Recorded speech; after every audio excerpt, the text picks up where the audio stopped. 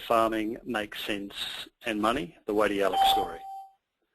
My name's Brett Hare and I am the National Landcare Facilitator, and I'll be hosting today's webinar. Our presenter will be Cam Nicholson from the Woady Yaloak Catchment Group. I apologise for the pinging in the background. That's as people join the webinar, and it's a technical glitch I forgot to attend to this time. So I'll apologise in advance. The National Landcare webinar is a regular webinar series that aims to cover a diverse range of speakers on topics relevant to the Landcare movement. Landcare farming has always been a vital component of the Landcare movement, and its achievements over the last 25 years are impressive. So it's timely to look at an example at the local level of the changes that Landcare farming has meant to a farm-based Landcare group and its members, both in terms of improvement to their environment and farm viability. The Woady Yaloak Catchment Group in rural Victoria was formed in 1992 when a number of Landcare groups came together over an area of 120,000 hectares. The environmental challenges at the time were significant and extensive. Little remnant vegetation remained, weeds and rabbits were widespread, and many waterways were unprotected, and areas of salinity and erosion were having an impact on farm production. Gross farm income in the Woady Yaloak catchment was 10% below monitor farms in Western Victoria. Pastures were dominated by annual species, leaving the ground prone to erosion in summer. Most soils were deficient in nutrients and highly acidic. The resources needed to address the issues were huge and would require a long-term commitment by the majority of landholders in partnership with government and the private sector. With most of the catchment used for agriculture, farms would need to be financially viable to generate the money required to address the environmental needs.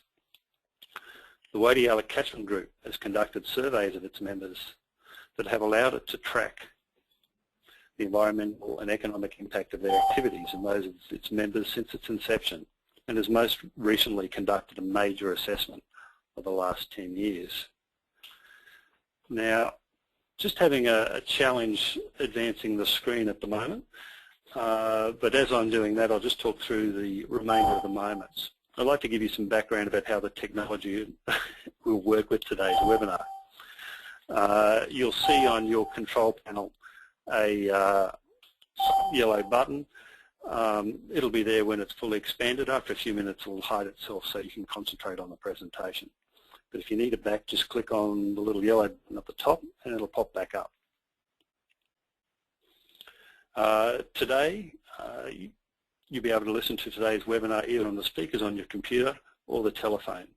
To use a phone option, note this is not toll-free. Just click on the audio panel on the telephone option and type in the phone number, access code and PIN that is provided. Now, you shouldn't have any troubles, hopefully, listening to today's webinar, but if you do, there will be a recording which should go out in the next few days. We'd like this to be as interactive as possible, so please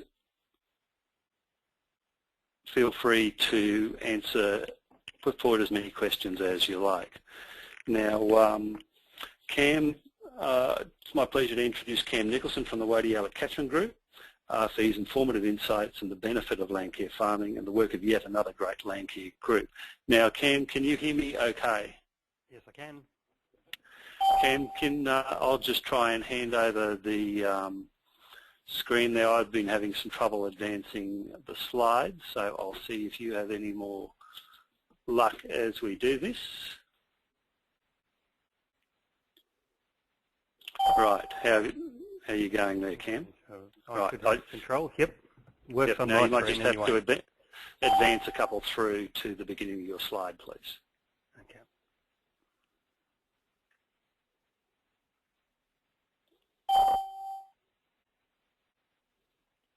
Rightio, that's us. Okay, be right to go?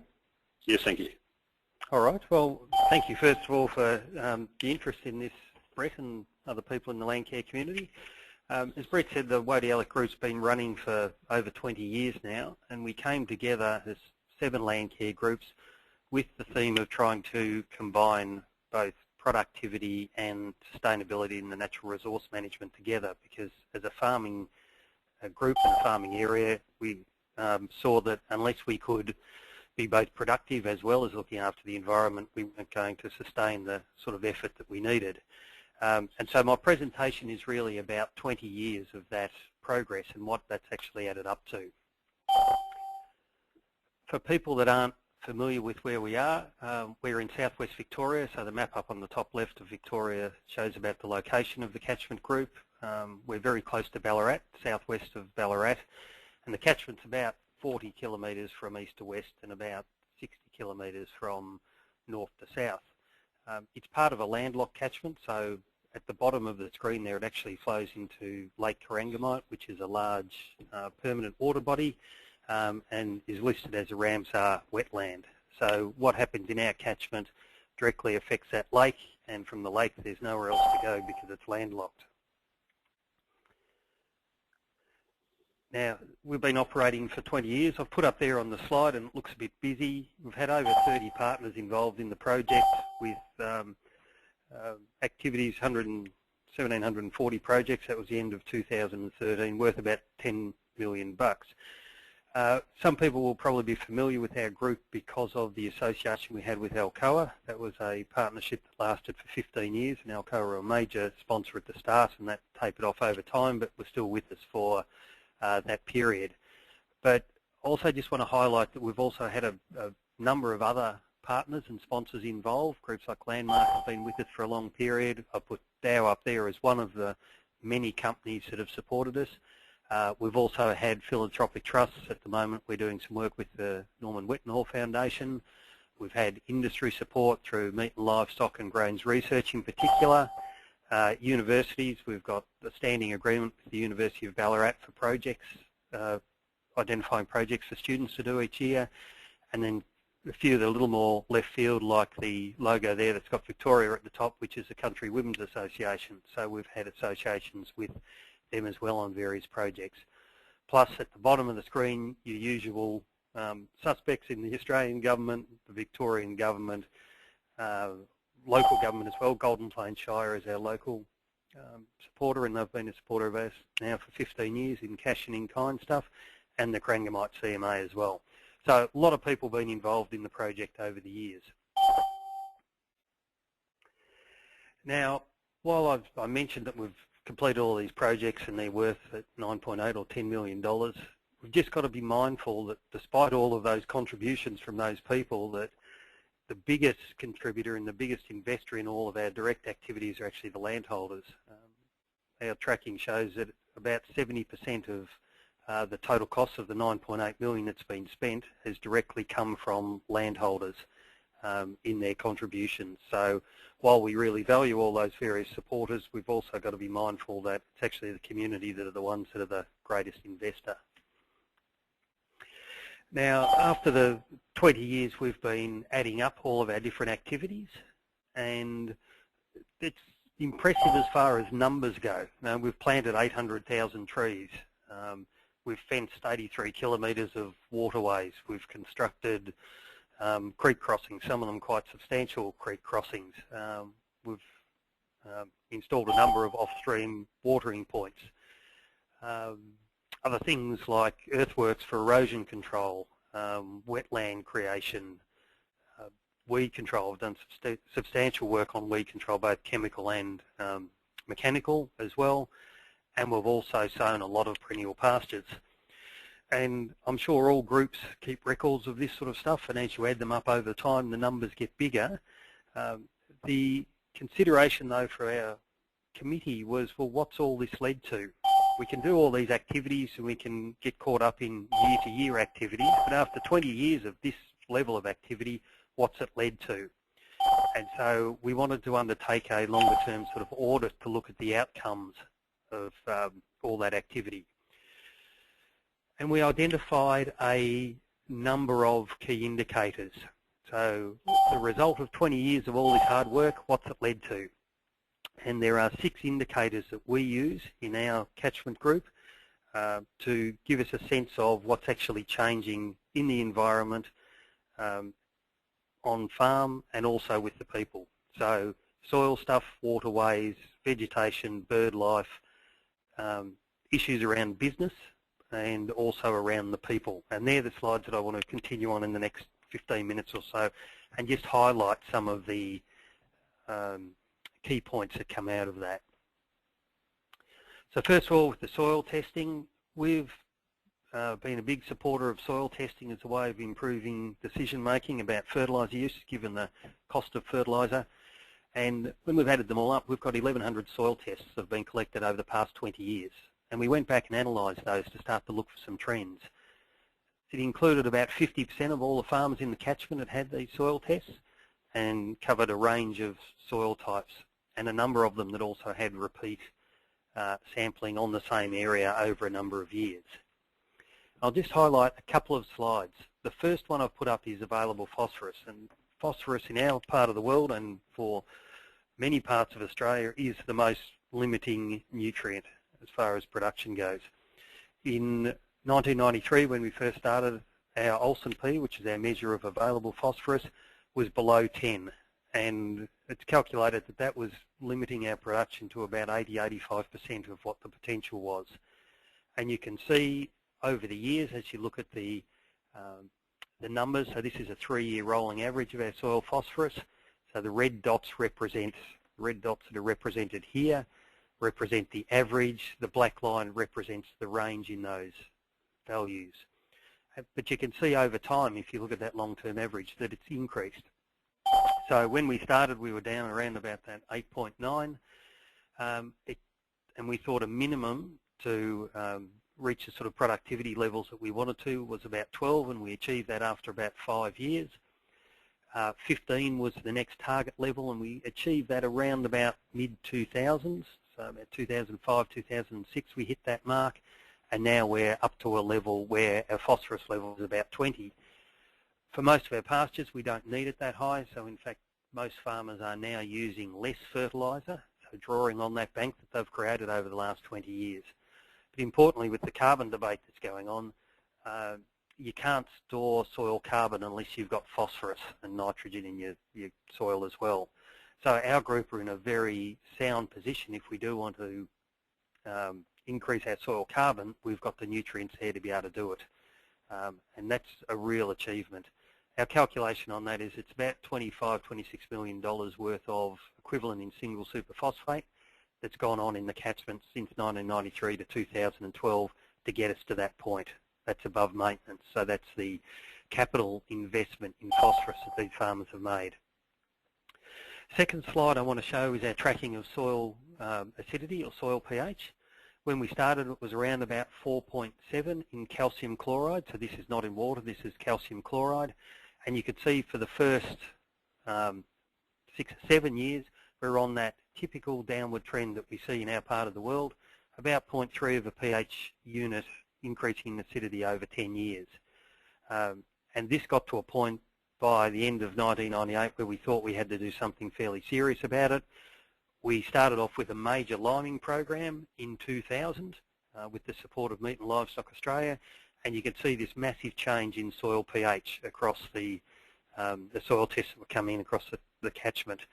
That's, to me, a clear indication that that lime program was effective, not only in building people's awareness and knowledge, but actually in practice. People were using lime because you wouldn't get that sort of a result in these random soil tests that were coming through unless lime was going on across significant areas of the catchment. We've just started a second major liming program to try and increase that again. But it just shows to us the effectiveness of our group when we work at that scale to actually get practice change. Sorry, the second indicator that I want to talk about is related to the waterways. We've undertaken 2 comprehensive waterway studies, one in 2004 and repeated it again last year. We pick 170 sites in using a rapid assessment method, which was based on one that the Department of Sustainability and the Environment had 10 or 15 years ago of assessing rapid assessment of waterways. That's just a map of the catchment. I don't know how well those little dots sort of show up, but the little dots are where the streams are assessed. Now, while it's not every waterway across the whole catchment, it's certainly a fairly extensive survey. And we've been able to track now over time what's changed over those 10 years. So you can do your activity in 1 year to control weeds on a waterway or fence it off a bit, but how's it actually changed the index, the quality of that waterway? And you can see here that in 2004 we had a large number of sites that were classified as being very poor, and that's decreased over the last 9 years, 2013. And we've seen a subsequent shift, if you like, in that classification, that we've got more poor sites and more moderate sites, but effectively they're coming from the very poor sites. So we're getting a shift, we're getting a positive change in the overall classification of those stream points. The other thing that I'll mention this right towards the end of the talk is that we have very few what we would consider excellent areas of stream. It's just simply history of the gold mining days and land clearing and a whole lot of other things. And this has a big issue for us with government policy if it's about trying to protect high value assets. In a catchment group like Woady Yaloak, we essentially don't have many high value assets to protect in the first place, and it's got some significant implications for eligibility for support. This is just another way of representing the change in the conditions there. So 93 of the sites that we measured, or 57% of them, increased by a value. Some of them decreased, and we're brave enough to say that not everything that happens in the catchment is always positive. There's been a decrease at 45 of those sites, and some of them remain unchanged. But overall, the shift has been very positive, which is a great result for us to see that overall the catchment's improving. And so pictures on the left and right, 10, 15 years apart, actually show that we are making some major improvements. Our third measure is vegetation, and we split this up into new vegetation, and we've more than doubled that on private land. So our catchment, again, we only had 0.8%, so less than 1% of remnant trees on private land when we started in 1992, and we've got that to about 2% now. So while we've still got a long way to go, it's a pretty positive change, and more than 100 landholders have contributed to that. We run our own GIS program, and we've tracked every project we've done. So the light green actually represents where those plantations have gone.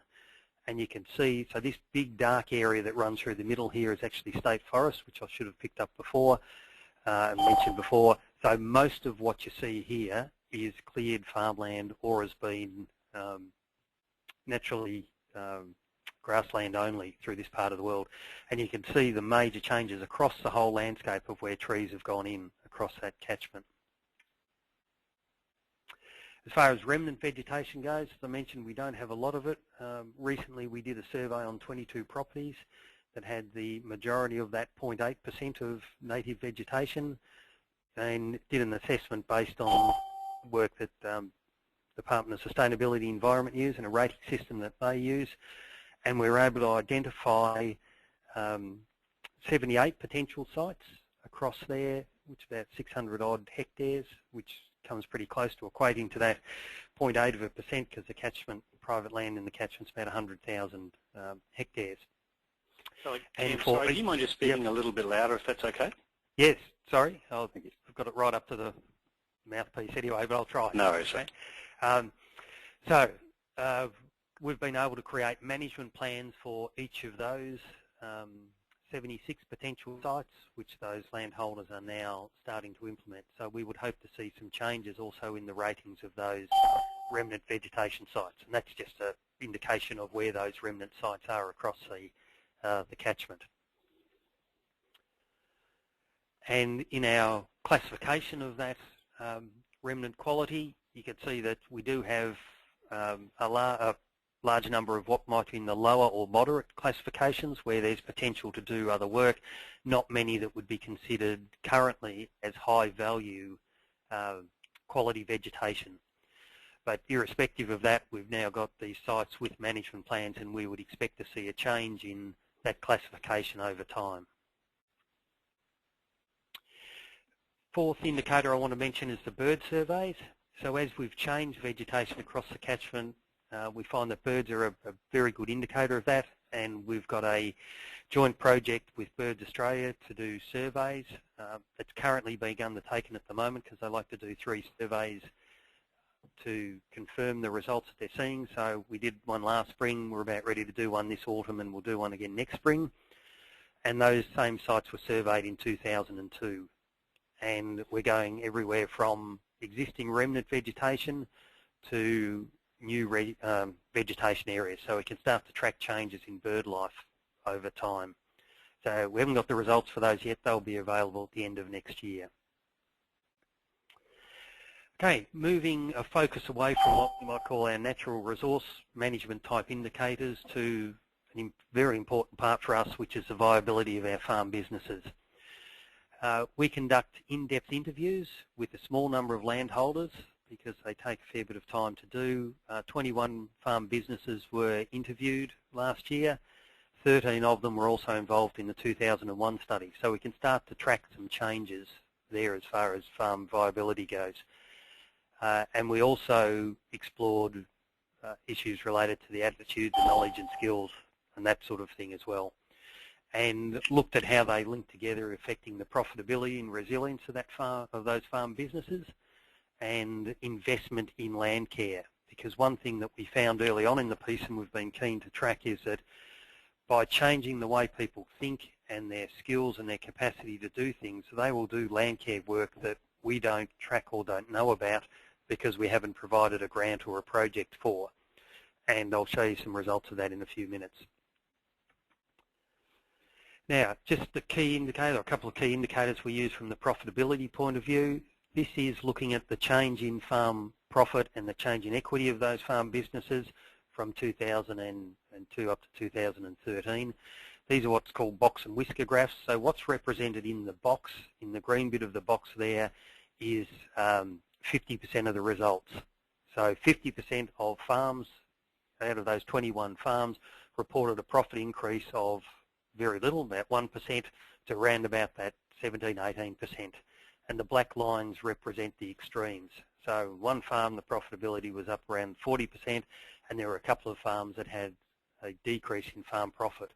But overall, when you look at it, the majority of farms have actually increased their profitability in the last 10 years, and same thing for their equity, which is key issues if you think around Australia and the issues that farm businesses have faced, both from a equity point of view and a farm profit point of view. This is a positive result as well for farms in our catchment.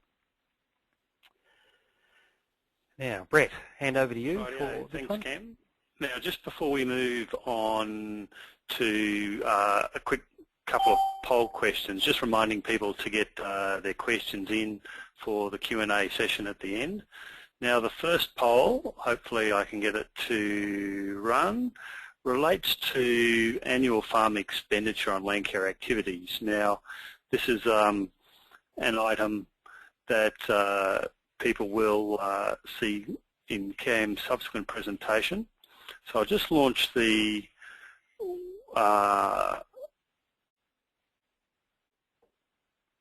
poll. Please, if people could put in to them or to their experience, what's the most relevant figure. It'll only take one response, and we'll give it a little bit longer, and then I'll close the poll and everyone will be able to see the results. And again, there's not a right answer. This is just hopefully giving a bit of an insight into what people are seeing around the countryside. And as I mentioned, Cam will move on to the experiences in the area. So we'll just give it another 10 seconds. As I said, just one response in there, and I'll close that poll, and that should allow us to see the results. Cam, you're seeing the shared results there, are you? No, I'm just seeing the screen that says poll question. Oh, there we go. Right, yeah, here we are, sharing results. So that just gives you a an insight into the mixture there, with 50-odd% of people that have been responding saying that the average expenditure is somewhere between 1 and 5. Obviously we've got some well above that and some below. Now I'll just hand back over to Cam to continue his presentation.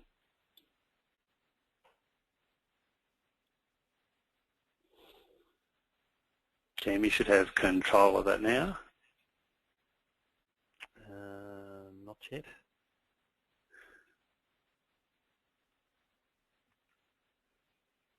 No, I've still got the poll up on the screen, Brett. All right. Hide. Oh, there we go. Oh yeah, sorry. I might have to give that back to you.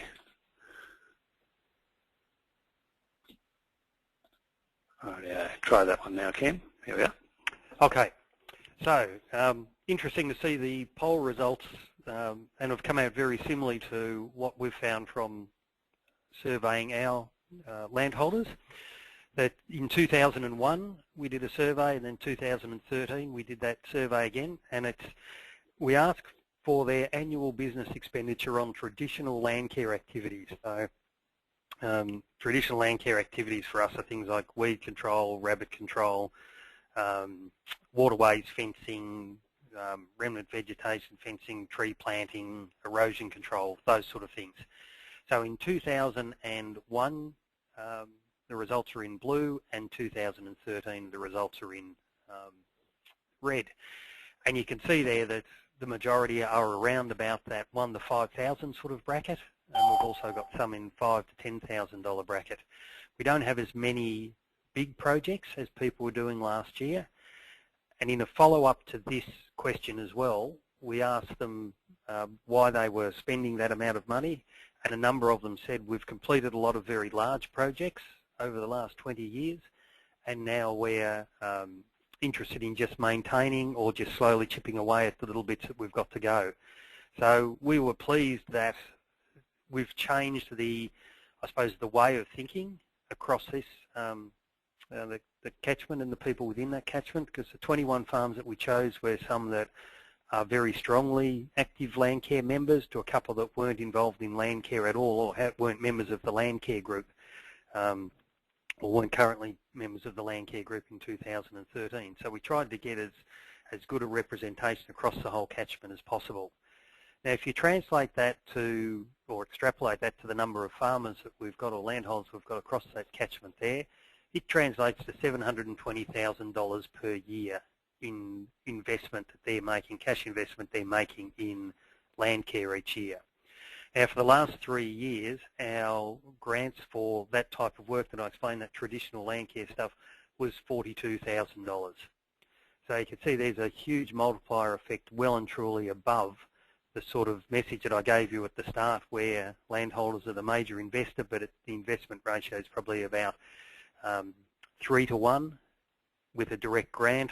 There's also a huge amount of Landcare work that's going on that's not supported by a grant at all, but landholders are still out there doing. So to me, this tells us that we've got a culture change, or a change in the way people think about the landscape and the environment and Landcare type activities, and they're willing to spend money out of their own budgets and their own finances to be able to do that sort of work. Right, thanks Cam. Just moving on to the next question, which is rank, again, 2 responses in this. Rank those 2 responses that, in your experience, most closely relate to your experience, sorry. Again, no right answer here, but we're just trying to see how these compare with the Woady experience, for example. Now we'll give that a little bit longer, given that they're longer questions and 2 responses in there. And of course some of these may not be applicable to everyone. We've got quite a wide attendance here, from people from government agencies, farming, regional bodies, Landcare groups, the entire gamut, and some internationals. So I'll just close this off in 5 seconds and we'll share those results.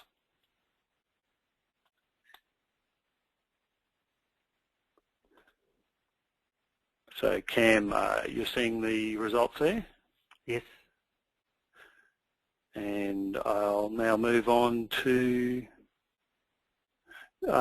your experience, and just taking in there, obviously we're seeing 30, 32, 38, 50s and 54, so an interesting spread. And I'll just move that across to you again, Cam. Okay.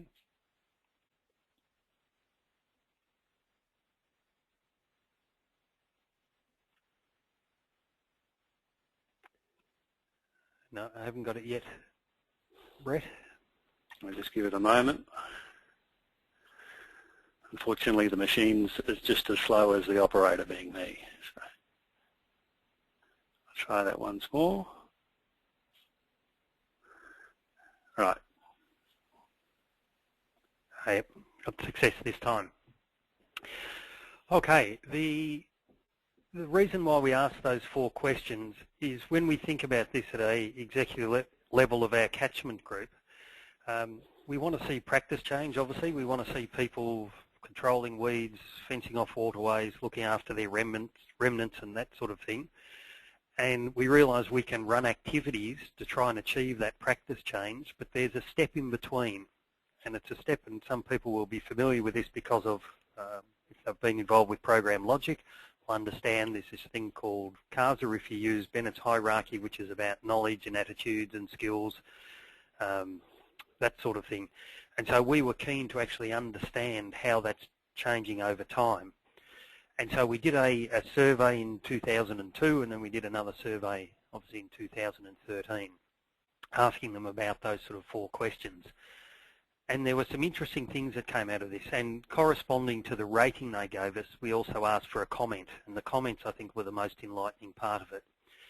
So if we look at the ones that rated lower, we were surprised with the response to changing my attitude towards natural resource management sustainability, because we felt one of the key reasons why we existed was to change people's attitudes and get them to that point. And what was revealing with the survey results was that a lot of people said, well, you did that in the first 10 years. My attitude towards natural resource management now is no different to what it was 10 years ago. It's positive. So I don't find the Woady Yaloak Group as being important in changing my attitude, because my attitude's positive anyway. And so we looked at that number 10 years earlier. It rated about 4.3 or 4.4. So obviously we've had a shift in the way people think about natural resource management and the things to do. Obviously we've got a score of 5 there, because that might have been someone that was newer to the group, and a score of 1 where people are saying, well, it hasn't changed my attitude at all. The other one that was interesting in all of this was the skills and capacity bit, because there's a strong emphasis in particularly a lot of government investment in we need to build the capacity of people to do things.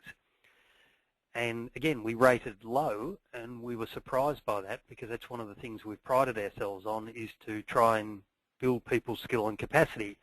And again, the results, the comments that people made was that I learnt a lot in the first 10 years. I learnt how to successfully plant a tree. I learnt how to successfully sow a pasture, interpret a soil test, know what chemicals and approaches work best on controlling gorse or serrated tussock or whatever else. So my skill to be able to do that and my capacity to be able to do that hasn't changed a lot in the last 10 years compared to what it did in the first 10 years. So it means for us as a group, we have to think a bit differently about, we're not about necessarily skills and capacity as our primary focus. In fact, our primary focus that they're telling us should be on 2 things. One is the motivation and the other one is the knowledge. Now, just to explain the motivation a bit more, people said that one of the great things and what they valued most highly out of the Woady Yaloak Group was that we were constantly doing things and constantly engaging and reminding people to be involved in Landcare. So it was that prompt. It was that, I need that bit of a push. So yes, I must go and do that. They know what to do. It was that motivation that they valued highly to keep things on track, and so that they're doing things every year and keeping on top of things. The second one was about the knowledge side of it, and in particular from the productivity point of view, they were really interested to know things like responses to lime, to alternative fertilisers, to new pasture species that were available, to new ways of managing grazing and so on. So they really valued Woady Yaloak as being a key source of new information that they could apply at their farm level. And so for us as a group, we've sat back and looked at this and thought we might have to change our focus a little bit and concentrate more on that knowledge and motivation side, and assume that the attitude and the skills capacity is pretty well where we want it to be. So we put more emphasis on some areas and not on others. Really important for us as we go forward with our next 5-year plan.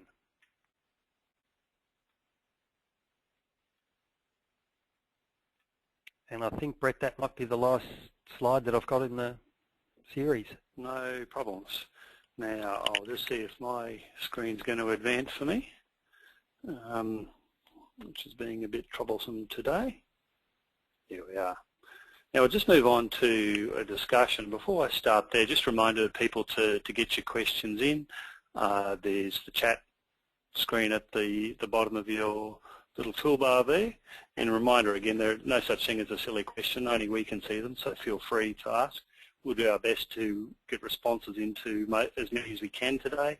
If not, we'll get responses to them up on our website for later on. Just before we do that, a couple of quick points, Cam. What would you, looking back over the long history of the Woady Group, what would you have done differently if you had to say pick one or two things? Or what's been a sort of a major learning of something that hasn't quite worked? Major learning, I think, is managing partnerships. We've had a number of partnerships, and I suspect there have been opportunities that have passed us by because we haven't managed those partnerships as well as we could have. I think we've done a very good job at it, but I still think there are opportunities that we've missed. And that's partly because of just time and resource to be able to do that. You get so busy, tied up in doing the activities and finishing projects on times that I think some of the opportunities pass you by. Yep, no, good point. And earlier on you mentioned that the Woady catchment may not have what's often regarded as high-value natural assets, and that's been a challenge for you in the past in attracting funding. Do you mind teasing that one out a little bit more? Yeah, the Victorian government in particular, the previous or the policy that exists is to look after or focus on or make a higher priority high-value natural resource assets, with the emphasis or the thinking behind it that protecting a high-value asset is a better investment than trying to enhance or replace or restore something that's not there cost-wise. Now, from an economic point of view, you could probably argue that's sort of a case, but when you're in a group like ours where you don't have high-value assets to start with, you're constantly drafted out at the first hurdle, or you fall at the first hurdle because you can't talk about wanting to protect the high-value assets because they simply don't exist. Our group primarily for the last 20 years has been about asset creation, and I hope you've got a sense from some of those photos that we've changed the landscape. Things look totally different.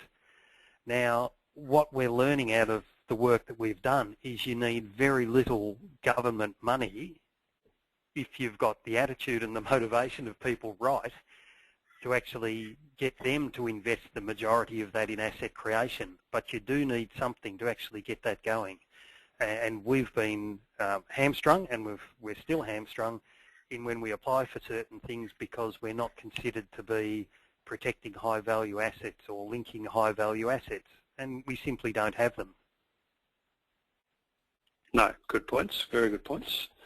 And following on from that issue grants, probably a two-stage one here, revisiting that issue of farmer contributions alongside of grants, and what, from your experience in your catchment, what have you seen that the grants have been most of use? Okay, I'll take the second part of that question first. We view grants in two distinct ways.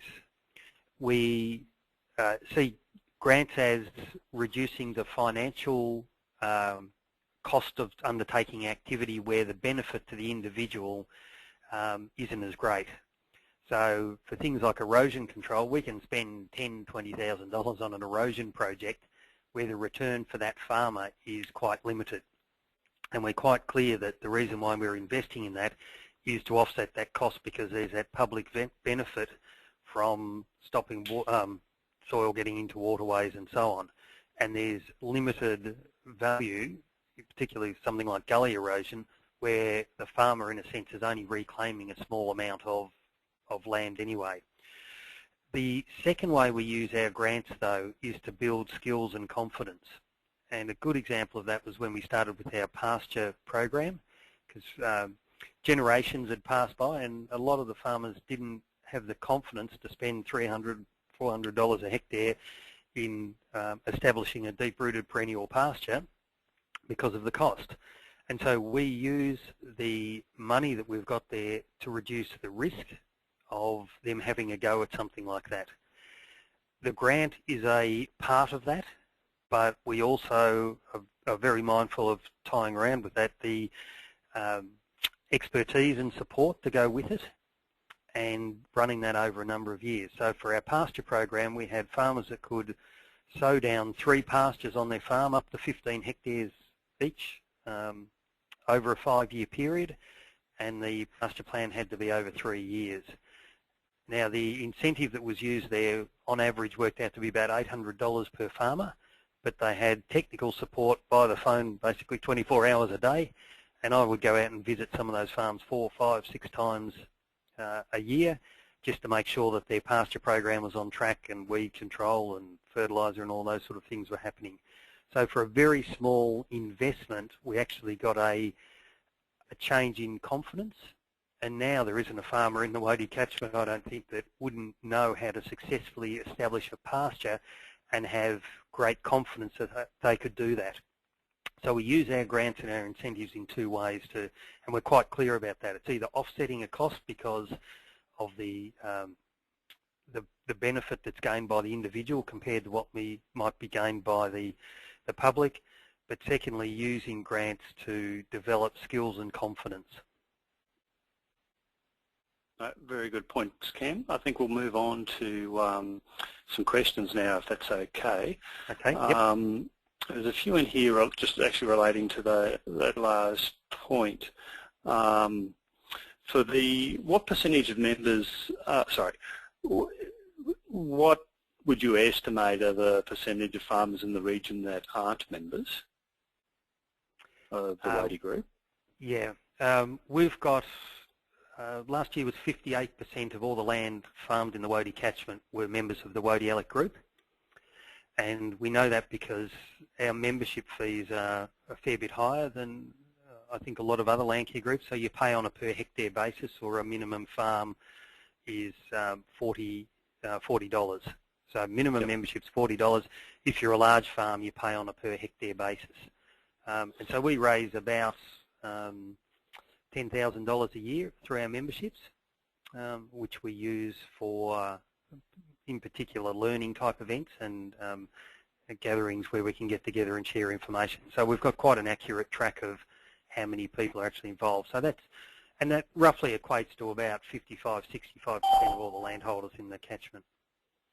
Now this one is related and probably a difficult question. It says, do you have a feel for those people who aren't members, what their productivity or equity changes have been over time vis-a-vis the Woady members? Yeah, good question. The simple answer is no, we don't, except that a couple of people within that small survey that we did are no longer Woady Yaloak members. When we've tracked membership over time, over 90% of all landholders in the catchment have been Woady Yaloak members at some stage or some point in time. And people come and go for a whole host of reasons. Some of them feel like they've done the Landcare work that they wanted to do, so they might be members, might have been members for 6 or 8 years and are no longer members. There's a whole lot of community politics, you might say, that goes on everywhere, and that can also have an impact in our area as well. And there are people that move districts, new people that come in that you've got to sort of start from scratch, and it takes a number of years before they see the value in joining. So while we've got a membership base of around about that 60%, it peaked at 70% at one stage early in the 2000s when we had lots of things to offer. You can't be all things to all people, and we've just accepted that as long as you're out there, people will come and go. They'll join when the time's ready, and they'll get out of it what they want to get out of it, and they'll move on when they want to move on. So we've gone past the idea of beating ourselves up if membership goes up and down a bit or someone decides not to be a member. Yep, thanks very much. Yeah, as far as the equity question goes, no, I can't really answer that. No, it's fine. A difficult question to answer what's outside of your own area. Cam, there's another one here relating to succession planning, and obviously that's an issue that does dog many groups, not just Landcare or related groups. Do you feel you've had enough support relating to succession planning within the group, so you don't just burn out key individuals?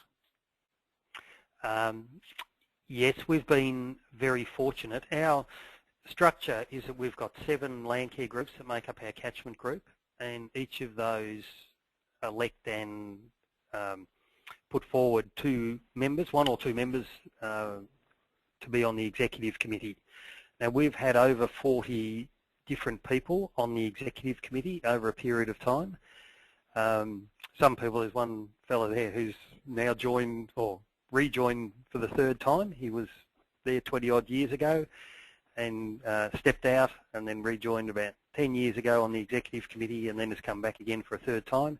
We've got a number of people that have gone over the years because they just love it, and it's an integral part of like who they are and what they do and what they like to do. And then we've had a number that are transient, that have their 3 or 4 years and then are happy to hand over to someone else. We don't have a lot of trouble to attract new people, and in fact in the last few years, because we've had this issue with the high value assets and not being able to do as much on traditional land care, we've put a greater emphasis on the sustainable agriculture side of it, and in the last 18 months have got 3 new young farmers, next generation of farmers that have come in that have now joined the committee and are really enthusiastic because it's meeting some of their needs in that sustainable agriculture field. So I think part of our success in being able to have succession and turnover is that we're quite broad in what we endeavour to do, and the broader you are, the more likely you are to attract a number of people to do a number of things and participate in being a member on the executive committee. Having said that, I'm very mindful as the project manager, and the people like Jennifer Clark and Karen O'Keefe who have had working for us for a number of years, that we have to take as much pressure off that committee as we can. So we've struck what I think is a very good balance between the committee making decisions and discussing issues, and we're clear on the direction they want to go, but then it's our responsibility as paid employees to implement that. So we try to avoid burning people out by not expecting them to go to every meeting that every department or CMA wants to have every second week. That's our job, and we'll go to the ones that we think are important, but they'll all be discussed at the committee level. So I think it's managing people's time as well, from paid employees to what you want community representatives to do, and striking that agreement, that understanding at the committee level. Cam, this next question flows on from the It's probably a bit of an unfair question to ask, someone in your position as a staff member. But the question is, how important is having support staff or facilitators to keep landholders interested in Landcare in your region? It's essential, and we've gone through some pretty lean times. With the sort of membership that we get and other things that we do, we have our own income streams, and we've used that money at times to keep coordinators on when we haven't got project funding. So we've recognised that from day one, that good support staff are important. And the reason why I'm there after 20 odd years, and I've got my own agricultural consulting business and have enough work that in a sense I could walk away from the Landcare stuff, I don't, because of the arrangements and the partnership and the relationship that we've developed.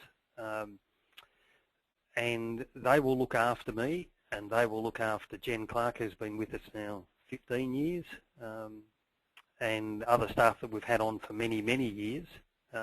We're all part-timers, but they'll look after us. So the staff and maintaining the staff and keeping that comes first. And if that requires using money that they've raised that's outside projects to do it, they'll do that. Thanks very much, Cam. And did you find landholders were reluctant to provide their financial information or production information for the your most recent survey?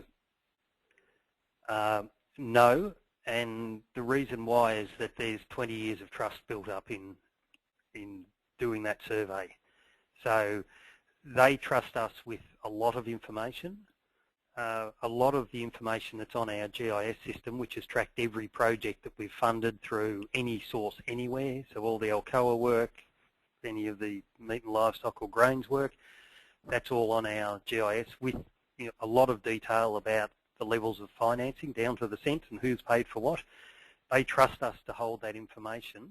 Part of that trust is that we're very careful about who we share that with. And in this case here, what I've presented and what we've got in our reports is a collation of all of that, so individuals can't be identified. Now they do that because they trust us, and I don't think you get the financial information otherwise, and you can't ask the questions you'd like to ask someone unless there is that mutual trust and that respect. Now that comes over time because we've been there over time and we're both trying to achieve the same outcome. And I think that's critical. The short-term nature of a lot of the things that we do limits your ability to delve into the sort of things that we can delve into because of the time we've been there, the people we've got, and the relationships we've built. Just moving on to the last couple of questions before we wrap up. Cam, landholder population in your region, do you find that fairly static, or is it changing? And how do you go about engaging new members, new landholders? Yeah, we've got now quite a distinct split between our the catchment. Very high up in the top end of the catchment, we've got a large number of smaller landholders now, as large farms have been subdivided and sold off. And we just started a couple of years ago with trying to engage people through some of the equestrian and pony club stuff. And we've got a large equestrian centre up that part of the world, and that's been highly successful in getting people that are interested in their horses, and as part of their equestrian things that they do and events they go to, we run these short workshops and series during their event. So a half-hour break, we'll have a session there, and they've been very heavily subscribed.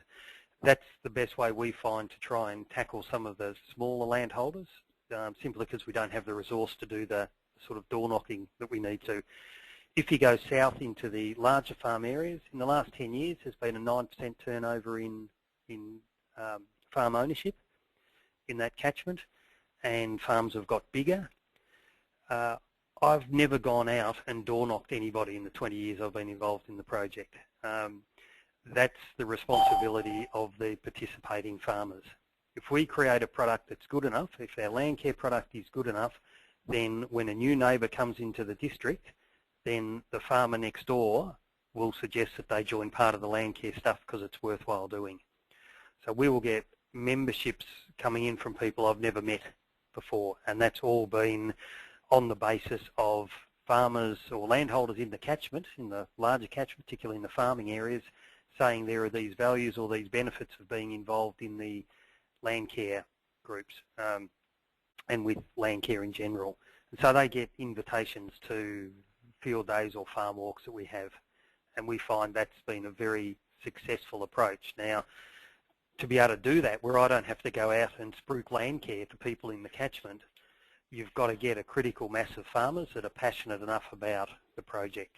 So we can, in a sense, get away with that type of approach now because of the investment of the last 10, 15, 20 years.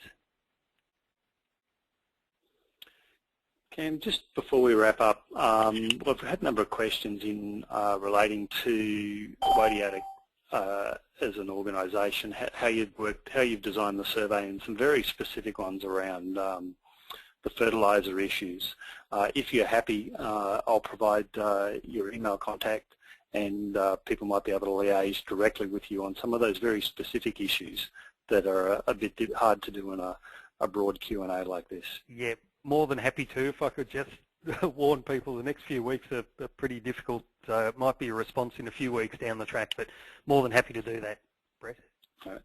And finally, Cam, one item we were talking about earlier was obviously the survey work that you've done is one of the more extensive that I've seen around the country, but you also mentioned how you were doing things like the bird survey to use as indicators for change in the landscape, and an interest is in what other groups are doing to harvest information about what changes are occurring in their areas. Do you mind just exploring that one briefly as a last point?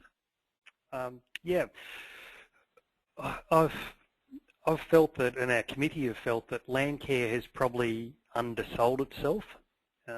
If you look at it from a big picture point of view, people want to know what's the result of all the investment, the millions of dollars that we're putting into these programs. And I personally and our committee feel that if you just talk about activities, you don't see the big picture. And so we were really keen to try and find some indicators. Now, over the years, we've settled on those half a dozen outcome indicators to try and get a sense of what's changing in our landscape over time. And we feel that every 10 years, the type of audit that we're doing helps us track that. You try and do that too often and you don't see change and there's too much noise. But I don't know whether those 6 indicators are the best 6 indicators to use.